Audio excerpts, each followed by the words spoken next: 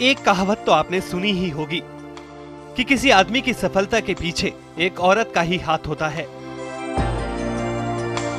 पर यह भी उतना ही सच है कि किसी आदमी के पतन के पीछे भी एक औरत का ही हाथ होता है।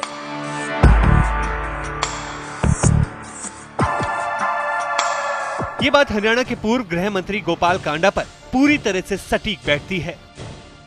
कांडा के एक मामूली दुकानदार से बड़ा कारोबारी बनने के पीछे खूबसूरत लड़कियों का हाथ रहा है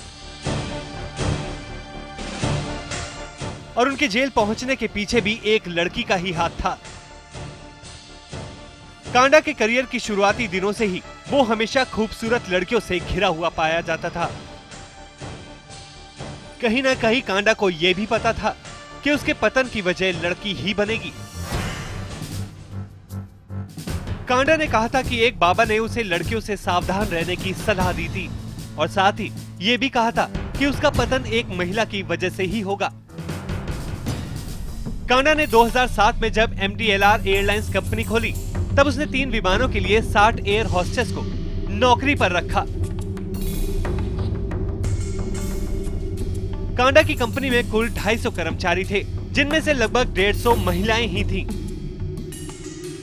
कांडा हमेशा खूबसूरत लड़कियों की भर्ती को ज्यादा तरजीह देता था। हैरानी की बात तो यह है कि साल भर के भीतर ही कांडा की एयरलाइंस को ताला लग गया, पर कांडा ने इन एयर होस्टेस को नौकरी से नहीं निकाला था। आलीशान हवेलियों में शानो शौकत में रहने वाले गोपाल कांडा का रुतबा जेल में भी कम नहीं हुआ। गोपाल कांडा को जेल में VIP ट्रीटमेंट मिल रहा है। जिस जेल में गोपाल कांडा को बंद किया गया है उसके आसपास दूसरे कैदी पटक भी नहीं सकते। ज्यादातर टीवी देखकर और अखबार पढ़कर गोपाल कांडा अपना समय बिताते हैं। इस मामले में सह आरोपी अरुणा के मुताबिक गीतिका गोपाल कांडा पर शादी का दबाव बना रही थी, लेकिन गोपाल कांडा उससे शादी नहीं करना चाहता था। और तो और कंपनी छोड़ने के बाद कांडा अपनी हरकतों से बाज नहीं आया। इस मामले में नूपुर मेहता ने कहा था कि कांडा को गीतिका पहली ही नजर में अच्छी लग गई थी।